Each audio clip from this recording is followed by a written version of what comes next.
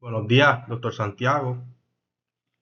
En esta presentación, ¿verdad?, estaré analizando el caso de Mariana, la cual, ¿verdad?, es una mujer de 30 años que enfrenta un trastorno por el uso de alcohol y cocaína. Estaré explicando, ¿verdad?, cómo comenzó su consumo, cómo fue aumentando con el tiempo y el impacto que ha tenido en su vida personal, familiar y laboral. Además, estaré presentando una propuesta de intervención basada en evidencia que incluirá la evaluación, el diagnóstico, el tratamiento recomendado y un plan para prevenir las recaídas y brindar un apoyo continuo. Comenzaré presentando el contexto del caso para entender mejor cómo se desarrolló esta situación. En esta parte, quiero explicar la historia y el contexto de Mariana.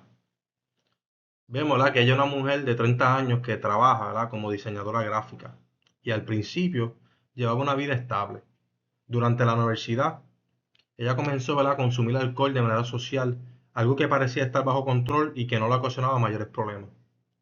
Sin embargo, en los últimos 2 años, su consumo de alcohol aumentó considerablemente. Debido a la presión y las largas horas de trabajo, comenzó a usar cocaína para mantenerse despierta y cumplir, ¿verdad?, con las exigencias laborales. Lo que empezó como una forma de rendir más, terminó, ¿verdad?, convirtiéndose en un hábito que afectó diferentes áreas de su vida. Vemos que en la actualidad Mariana, ¿verdad?, presenta un bajo rendimiento en el trabajo. Vemos que llega tarde con frecuencia, ¿verdad?, y se ausenta de sus responsabilidades. También se ha distanciado de su familia. Vemos que enfrenta problemas económicos relacionados con el consumo de sustancias y también, ¿verdad?, que fue arrestada por conducir bajo influencia. Además, ella no reconoce que tiene un problema y por esa razón no ha buscado ayuda profesional. En cuanto al contexto, ella vive sola, tiene poca red de apoyo y trabaja en un ambiente de alta presión. A esto también se le suma, ¿verdad?, el estigma que existe hacia la persona con adicciones, lo que, ¿verdad?, que puede hacer que le resulte aún más difícil aceptar su situación y buscar tratamiento. Tipos de sustancia involucrada y patrón de uso. En este caso podemos observar que Mariana consume dos sustancias principales. Vemos el alcohol y la cocaína. En el alcohol fue la primera sustancia que comenzó a utilizar y al principio, ¿verdad?, su consumo era social durante la universidad. Pero sin embargo, con el paso del tiempo, ese consumo fue aumentando hasta convertirse en algo frecuente.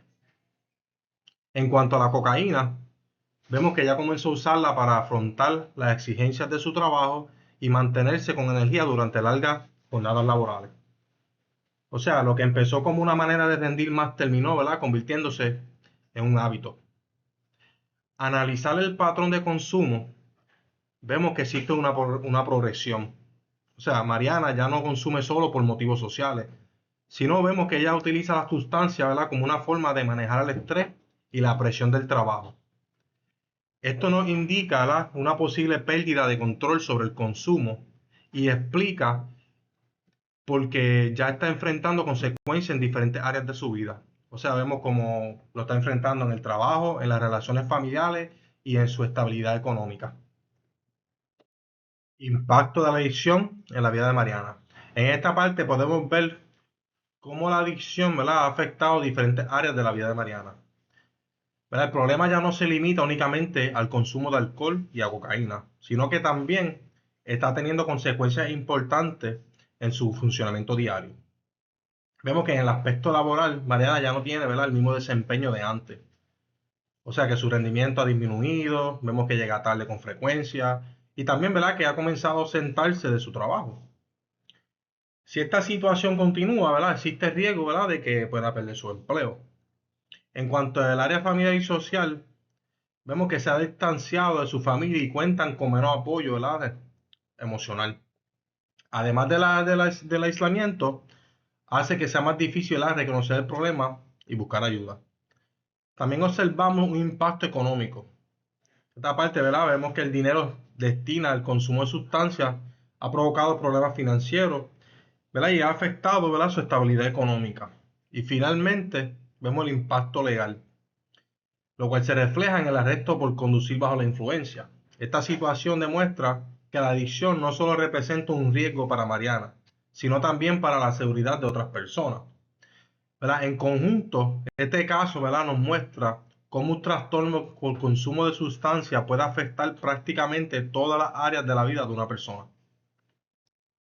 Factores conmovidos. Al analizar este caso, considero que no solamente debemos enfocarnos en el consumo de alcohol y cocaína. También hay otros factores que pueden estar influyendo en la situación de Mariana y que debemos tener presente antes de hacer un diagnóstico.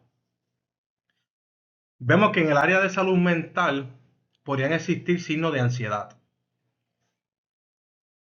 O sea, Mariana comenzó, ¿verdad?, a consumir cocaína para poder manejar la exigencia de su trabajo y mantenerse activa durante largas jornadas, lo que sugiere, ¿verdad?, que estaba utilizando la sustancia como una forma de afrontar el estrés. Además, también podría existir signos de depresión, ya que se ha aislado de su familia y ha perdido peso y ha presentado cambios importantes en su comportamiento. Sin embargo, es importante aclarar que esto no significa que tenga un diagnóstico de ansiedad o depresión, ¿verdad? Sino son aspectos, ¿verdad?, que se necesitan ser evaluados de manera formal. En el aspecto psicosocial también identifico varios factores importantes. Mariana vive sola, se ha distanciado de su familia y cuenta con poco apoyo social. A esto se le suma el estigma relacionado con la adicción, especialmente en su ambiente laboral, lo que puede hacer, ¿verdad?, que se sienta con miedo o con vergüenza de buscar ayuda. En conjunto, estos factores pueden influir tanto en el desarrollo de la adicción como en el proceso de recuperación. Por eso yo considero, ¿verdad?, que deben explorarse cuidadosamente durante la evaluación clínica antes de establecer un diagnóstico definitivo. Después de analizar el caso de Mariana, el próximo paso sería realizar una evaluación clínica completa. Antes de hacer un diagnóstico o recomendar un tratamiento, considero que es muy importante conocer a la persona y entender todo lo que está ocurriendo en su vida. O sea, no solamente enfocarnos en el consumo de alcohol y de cocaína. Aquí lo primero que yo haría sería establecer una buena relación terapéutica. O sea, buscaría crear un ambiente de confianza donde Mariana se sienta escuchada y pueda hablar sin miedo a ser juzgada. Esto es especialmente importante porque el caso menciona que ella todavía no reconoce que tiene un problema, por lo que generar confianza sería clave para obtener información y favorecer su participación en el proceso. Durante la entrevista, yo exploraría su historia personal, familiar y laboral, además de conocer cómo comenzó el consumo, qué situaciones lo mantienen y cómo ha afectado las diferentes áreas de su vida. También yo evaluaría su estado emocional para identificar posibles signos de ansiedad o de depresión y conocer cómo está manejando el estrés. Para complementar la evaluación, yo utilizaría herramientas como el Audix, ¿verdad?, para el consumo de alcohol y el DASH-10 para el consumo de droga. Estas pruebas, ¿verdad?, me ayudarían a obtener información más objetivas y a respaldar el proceso de evaluación. Y finalmente, con toda la información recopilada, aquí yo aplicaría los criterios del DSM-5-TR. O sea, lo haría, ¿verdad?, para confirmar el diagnóstico y elaborar un plan de tratamiento individualizado, basado en las necesidades específicas de Mariana. Después de completar la evaluación y confirmar el diagnóstico, aquí yo comenzaría el tratamiento utilizando estrategias respaldadas por evidencia. En este caso, considero que una de las primeras intervenciones sería la entrevista motivacional, ¿verdad?, ya que Mariana todavía no reconoce que tiene un problema. Como explica Alderson 2019, este enfoque ayuda a que la persona explore sus propias razones para cambiar un ambiente de respeto y colaboración. Mi objetivo aquí sería ayudarla a reflexionar sobre las consecuencias de su consumo y a descubrir sus propias razones para hacer un cambio, siempre desde una actitud de respeto y sin juzgarla. Una vez observe que existe un mayor disposición al cambio, aquí yo trabajaría con la terapia cognitivo-conductual. ¿Verdad? Este enfoque puede ayudarla a identificar los pensamientos, las emociones y las situaciones que llevan a consumir alcohol y cocaína. Además, le va a permitir, ¿verdad?, desarrollar estrategias más saludables para manejar el estrés y las exigencias de su trabajo sin recurrir al consumo de sustancias. También intentaría involucrar a la familia, ¿verdad? Siempre que Mariana estuviera de acuerdo, aunque actualmente existe un distanciamiento, esto, ¿verdad?, fortalece el apoyo familiar o identificar, ¿verdad?, otras personas significativas, las cuales pueden contribuir a su recuperación y disminuir el riesgo de su recaída. Y finalmente, considero importante trabajar de manera interdisciplinaria. O sea, dependiendo del resultado de la evaluación, aquí yo coordinaría con un médico o con un psiquiatra, si fuera necesario, ¿verdad?, para ofrecerle una atención integral que responda a las necesidades físicas, emocionales y sociales de Mariana. De esta manera, cada profesional aportaría desde su área de experiencia, ¿verdad?, para favorecer una recuperación más completa y sostenible. Plan de prevención de recaída y el apoyo continuo. ¿Verdad? Después de comenzar el tratamiento, considero que el siguiente paso es trabajar en la prevención de recaída. Recuperarse no significa solamente dejar de consumir, sino aprender a enfrentar las dificultades de una manera diferente y desarrollar herramientas que le permitan mantener esos cambios a largo plazo. En el caso de Mariana, primero identificaría las situaciones que podrían, ¿verdad?, aumentar el riesgo de volver a consumir. Sabemos que el estrés en el trabajo fue uno de los factores que la llevaron a usar cocaína, por lo que sería importante enseñarle estrategias saludables para manejar esa presión sin recurrir a la sustancia. También buscaría fortalecer su red de apoyo. Si ella está de acuerdo, intentaría involucrar nuevamente a su familia o a otras personas significativas y le recomendaría participar en grupos de apoyo. O sea, considero que contar con personas que la acompañen y la motiven puede hacer una gran diferencia durante su proceso de recuperación.